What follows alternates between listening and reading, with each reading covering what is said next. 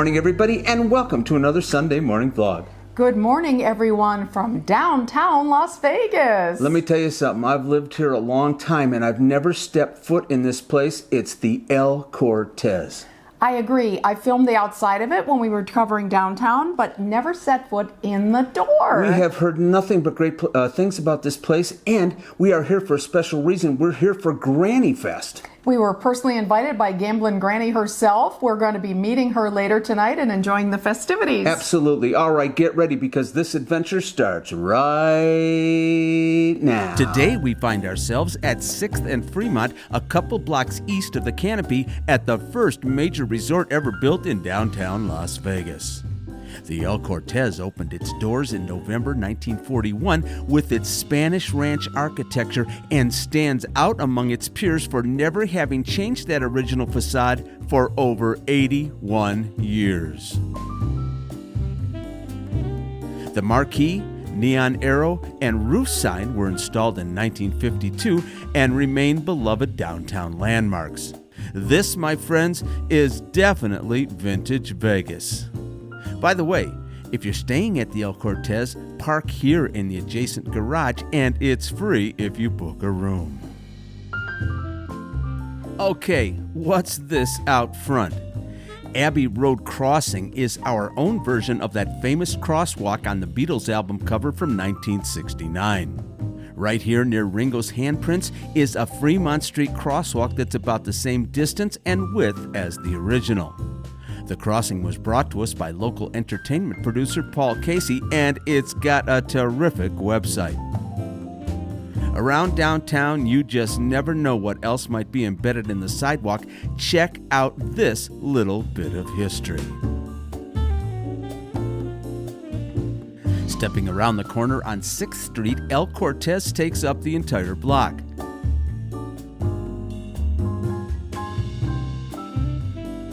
At the back of the property is the 15-story guest tower added in 1980. The top floor became home to longtime owner Jackie Gaughan, and we'll be talking more about him a little bit later on. Looks like lots of best of awards for this property, and we are really looking forward to seeing what's inside. Now here's a fun fact. To make sure downtown visitors weren't missing out on the fun, El Cortez owners created this garden walkway from Las Vegas Boulevard right to their doorstep. The El Cortez property actually does take up an entire city block between 6th and 7th Streets and from Fremont back to Ogden. Matter of fact, it actually spills across Ogden. In 2009, the old Ogden house was reimagined into 64 modern and stylish cabana suites. That expansion brought the room total at El Cortez to 364. We also want to point out that we are in downtown Las Vegas, and that means building art. The valet and drop-off area are on 6th Street. There's a nice little homage to the good work being done at St. Jude.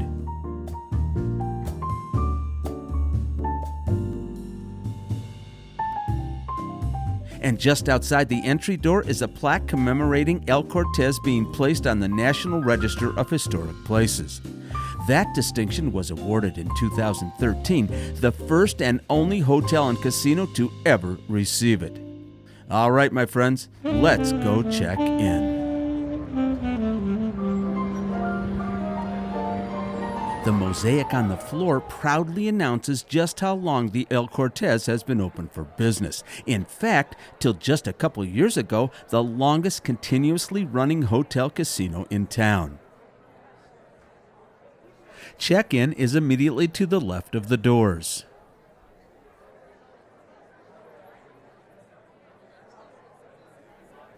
And here are those best of accolades again. Plus a nice promo for the event we're attending this evening, Grannyfest. We booked a tower premium room with a view on the 8th floor. I'm really looking forward to this. Well, hi. We're at the El Cortez. First time ever. The rooms in the tower were just recently updated in 2020 and are promoted on the website as contemporary luxury. Ours has a king-size bed on one wall and the credenza on the opposite. There's a dazzling new TV, plus free water and a Keurig for your morning coffee. And a micro fridge, amenities you just don't find too often on the Strip.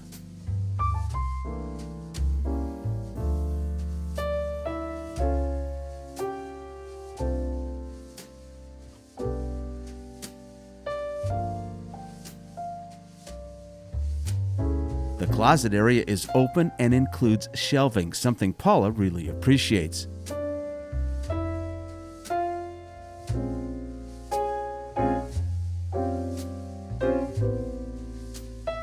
Plus a little mirror table in the corner.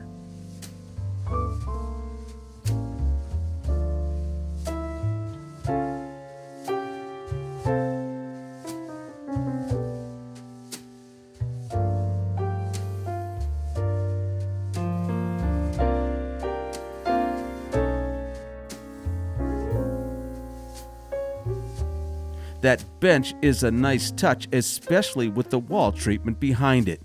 And let me tell you, we really like all the art in here as well.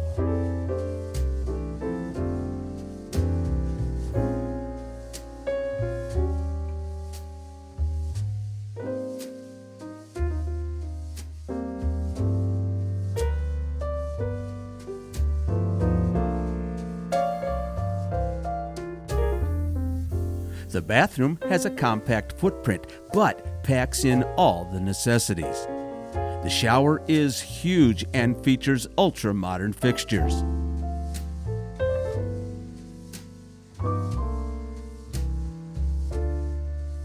The vanity area has a clean white aesthetic set off with those little shelves on either side.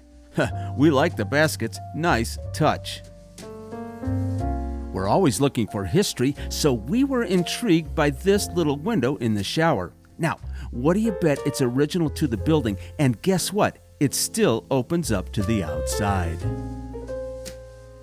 Speaking of the outside, it's time for our window reveal.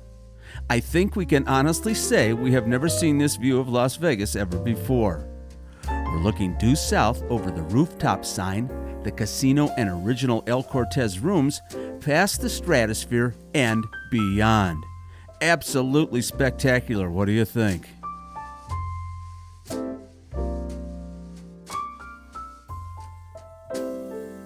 So let's talk dollars and cents. It is Friday evening in October, and we booked the King Premium City View room. Now, we were invited to Grannyfest many months ago by the Gamblin Granny herself, and I booked the room probably back in springtime. So the room rate by itself was a little over $161 for a Friday night, and then with the taxes and fees, they just charged me about $210 for the night. Now, little FYI, they also charge a $150 kind of insurance fee, which will come off my credit card when we check out in the morning.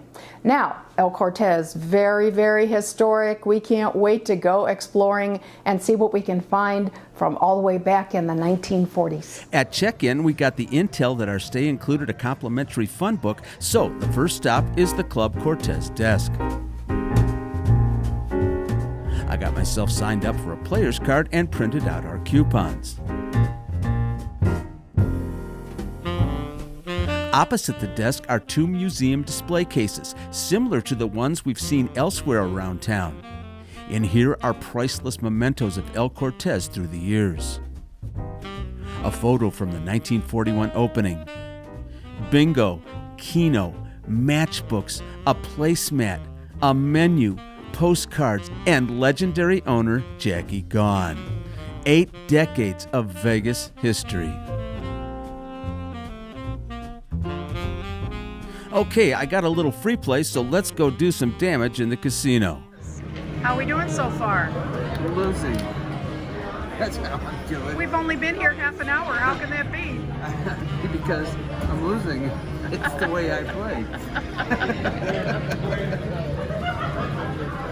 The El Cortez casino floor is just shy of 42,000 square feet and just got a $25 million freshing up in 2020. Last year, this casino got the Best of Las Vegas honors for best downtown slots and slot payouts. And there's plenty of variety in here to choose from.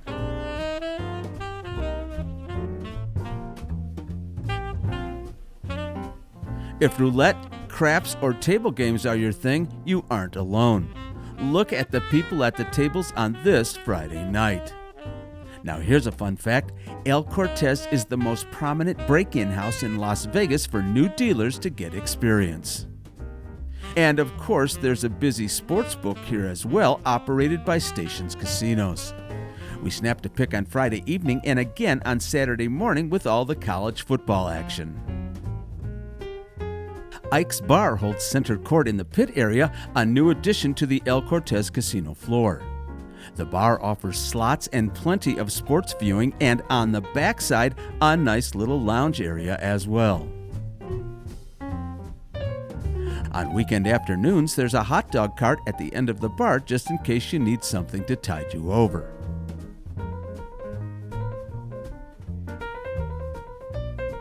I couldn't resist trying my luck at Ike's with a fellow YouTuber from Denmark after the Grannyfest event.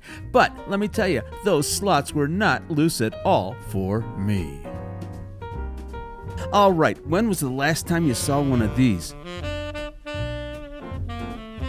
El Cortez has a handful of original coin-in, coin-out slot machines with handles and coin cups and lots of great sound. And yet again, I had to give it a try.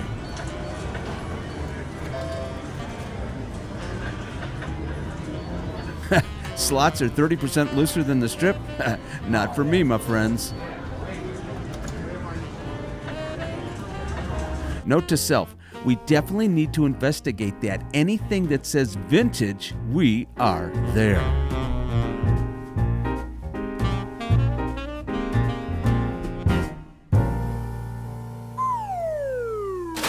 Well, we are about ready for some dinner, and any place named after Bugsy looks like a good bet to me.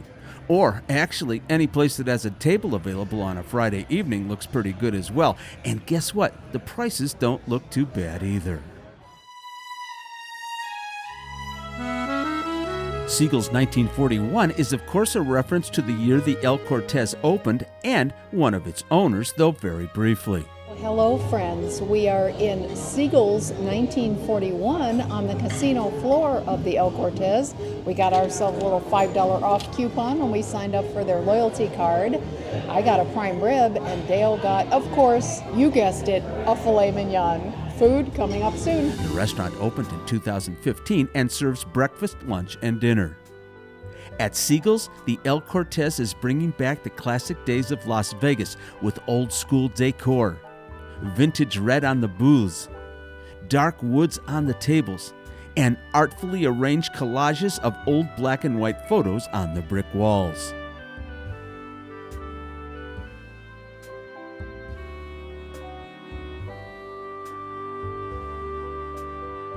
The all-day menu is vintage too, with breakfast specialties, deli items, and full-sized entrees at prices that won't break your wallet.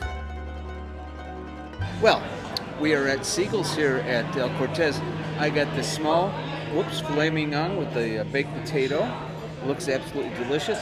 Paula got the queen size prime rib. And you got some kind of potatoes there, au gratin. Delmonico. And we ordered a small bunch of spinach. So let us dig in and we'll tell you how it was after we do. Well, friends, quick recap. As Dale promised, we shared that prime rib because his filet, he said it was very, very good but small, and my prime rib was really good but big.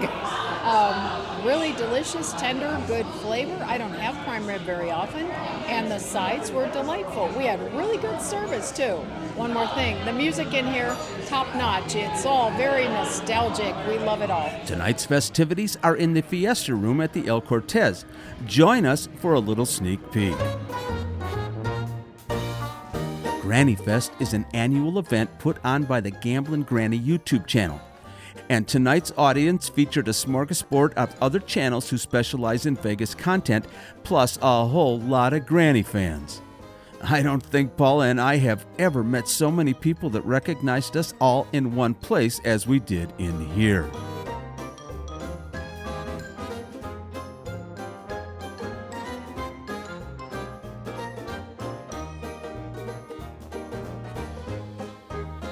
Looks like the stage is set.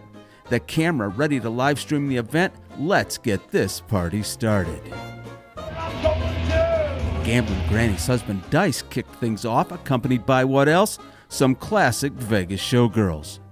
Then Granny herself made her entrance, escorted by no less than guys who look like they were borrowed from the Chippendales. The show was emceed by Michael Nugent, who also performs in the lounge here at El Cortez. At one point in the show, Dice came out into the audience to show off his guitar picking skills. Really fun evening, and we just want to thank Granny and Dice for inviting us along. Earlier, as we were leaving dinner, we noticed this dark little lounge called the Parlor. We really liked the look of it and made a note to stop back for a nightcap. The Parlor Bar has a terrific old-timey ambiance. An ample liquor selection, and live music on Friday and Saturday nights. This evening, we're listening to Brittany Rose and Richard Mann. The neon on the outside of El Cortez is truly an icon of downtown, and we just had to step back outside to catch a bit of it on video.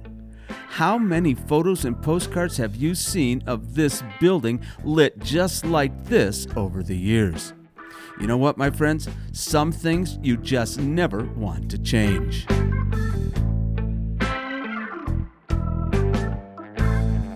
It is Friday night and the Fremont East District is hopping.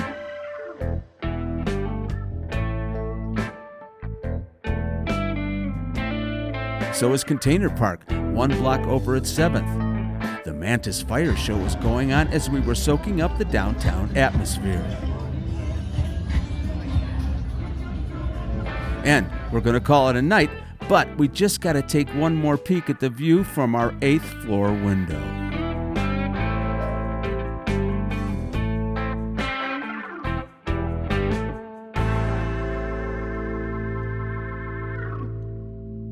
You knew we were going to do it, didn't you? We just have to talk history. This little timeline at the Nevada State Museum mentions 1941 as the date the El Rancho Vegas opened, but the same year, so did the El Cortez. In our hotel room, we happened to catch El Cortez management giving us the early history and some great little-known stories. El Cortez. At the time, the city's largest, most fashionable resort was built for just $245,000 by Messrs. Hicks, Grayson, and Housels. Marked as the new Uptown Hotel in the heart of downtown Las Vegas, it was instantly profitable, and so it drew the attention of the mob. In 1945, a famous foursome, Bugsy Siegel, Mayor Lansky, Gus Greenbaum, and Mo Sedway purchased the El Cortez. But they sold it back barely a year later to fund the construction of the Flamingo.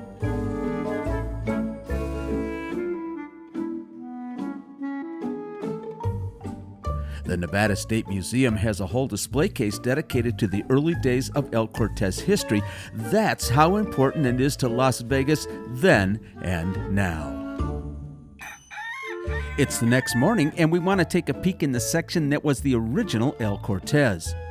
At the top of this elegant staircase is the NV Spa, offering reflexology and hot stone massage.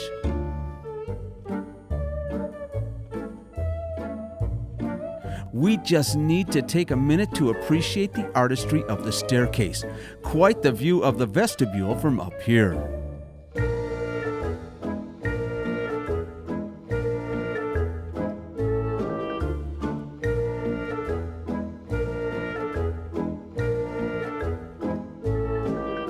Down the hall from the spa is an on-site beauty salon.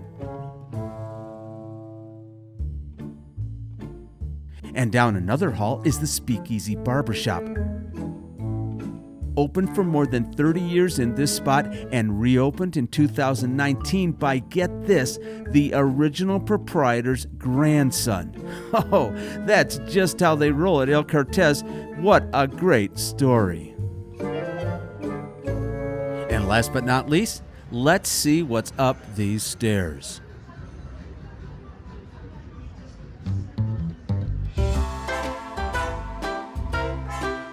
There are the original 47 rooms from 1941 situated directly over the casino. Just this year, they have received a complete remodel, both the rooms and the hallways, and we just love it.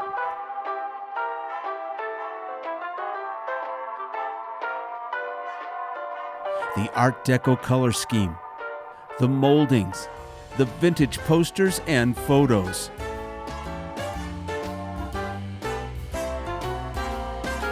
The rooms up here only have a queen bed, and they can be accessed only via stairs. And we learned from a helpful security guard, if you're interested, they are booked a year in advance.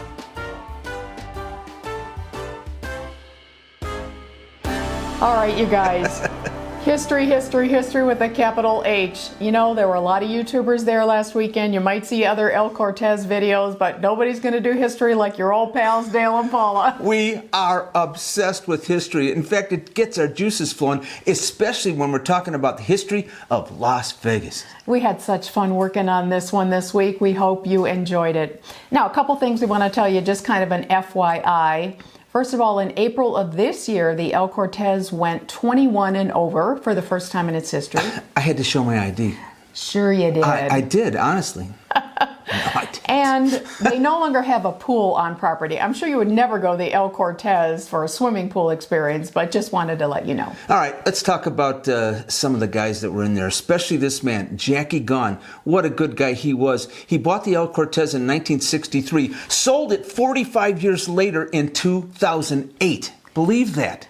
That is an amazing run, but he never left. He and his beloved wife, Roberta, actually, when they built the tower in 1980, they made the penthouse, the top floor, their permanent home, and he lived there until his death in 2014 at the ripe old age of 93. Yeah, and I'll tell you what, not only did he live there, but he ate there, he played there, he gambled there. I'm telling you, friends, this man was amazing. And when he got older, when he was in a wheelchair, he kept going until it was he couldn't do it no more.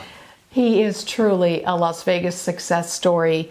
Actually, he came here in 1950, and shortly after that, he started buying up pieces and parts of downtown, the casinos, and at one point, he owned 25% of the real estate in downtown, including part of the Golden Nugget. Now, Golden Nugget, that brings to mind the guy who got his start, Steve Wynn, started down at the Golden Nugget. And from what I hear, Jackie Gahn actually credits him as being like a, what would you call it, a mentor or something? Yeah, exactly. Yeah. Steve Wynn has said in interviews and so on that Jackie Gahn taught him the business and how to treat the guests. Yeah. So anyway, he was a very hands-on manager at the El Cortez. He worked 12 hours a day, 7 days a week. He thrived on it. He loved it. And in fact, here's a fun fact. Jackie Gahn invented the fun book.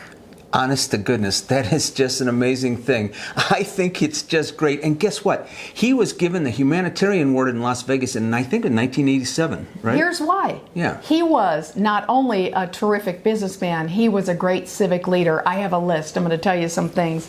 He was the director of the Convention and Visitors Authority at one point. He was a president of our Chamber of Commerce. He was a member of the Knights of Columbus. He organized the UNLV Rebels Club. Go Rebels! He was an active member and giver to the Catholic Church and Bishop Gorman High School. He was a good guy. And I'll tell you what, he also gave away a lot of free meals in his casino. I'm going to get misty. This is one of those guys that just really took care of his people, because not only that, but if somebody was stranded in their car, he would pull over and help them. And get this is just amazing. He would pay for the funeral expenses of all his employees and guests who couldn't afford it. Think about that. His employees and guests, that would be gamblers, possibly people who are just down on their luck. And if they couldn't, if their family couldn't be there to take their urns or whatever that was, this, I don't know if this is true, but I'm going to tell it to you right now. This is the legend, and I think it's true. A lot of those urns are still in the basement of the El Cortez.